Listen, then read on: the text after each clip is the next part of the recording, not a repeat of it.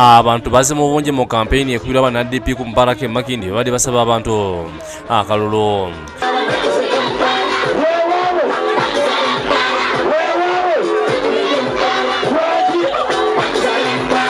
Campaign zino zibaddemu abakulembeze ab'enjawulo ne ku mitendera egy'enjawulo okuli bammeeya bakansala aka palamenti n'abakulembeze abalala. Tulina owembe w'ekitiibwa Nakiwala Kiyingi naye musabira akaluuke. Nakiwala Kiyingi oye Nakalyango oye njagala nnyo Makindye West kyova olaba mu myaka gino gye mumpadde nkoze ekyo kye mbadde nteekeddwa okukola. Campaign zitabiddwako Joseph Sewungu mbaka wa Kalungu West, Edi yawe eyesimye omukira municipality n'abala era nga nabo basabira Nakiwala akalulu. Bwe twateesa n'owekitiibwa ebbanga lyagenda okumala mu palamenti alina connections nyingi e Japan, abakanika emmotoka, abamanyi okukola wayalingi.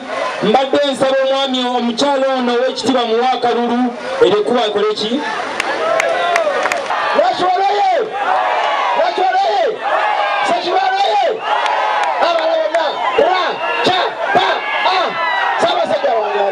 Nakiwala asinziddewo n'ababuulira yagenda okubakolera.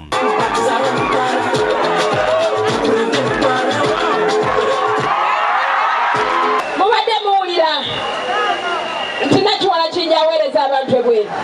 Twagala tumale okulaba nti buli we tukomawo wano buli mwaka wabawo abantu abajja ku stage nga mubamanyi ne bababuulira kye bakola kati ne babuulira nti Nakiwala Kiyingi yakyusa obulamu bwabwe.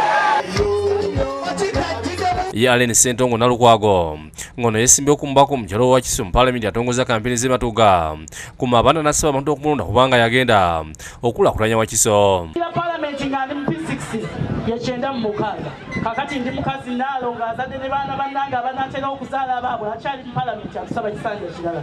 Tugamba nti kikafuuwe entebe yaffe tugyetagaga abantu ba Wakiso. Tugamba nti kikafuuwe kimala twagala entebe yaffe ng'abakyala ba Wakiso. Ssentongo awerekeddwako Akayima Nsereko Musoke ngono naye yesimye okubaka Parliament wa Nansana Municipality saako n'abeesimye ku bifo eby'enjawulo nga bano bakwatira ekibiina kya DP bendera. Abantu abadde bangi mu lukuŋŋaana luno era wano Wakayima ng'ategeereza nga bagenda okukwatagana ne banne basobole okutwala ebitundu byabwe mu maaso. Kubanga tunyumya ku nsonga ssemasonga, ensonga ez'omuwejjere ezo ezifumita omutima gwo, ensonga eziruma abantu okugeza omwana w'omuwejjere asaanidde okubeera mu gavumenti eno. Mwana w'omuwejjere anaakompitinga n'omulembe guno. Sefu Joseph Innocent ne batuusa abubi bakusakidde eggulu ino ku Lwabukedde TV.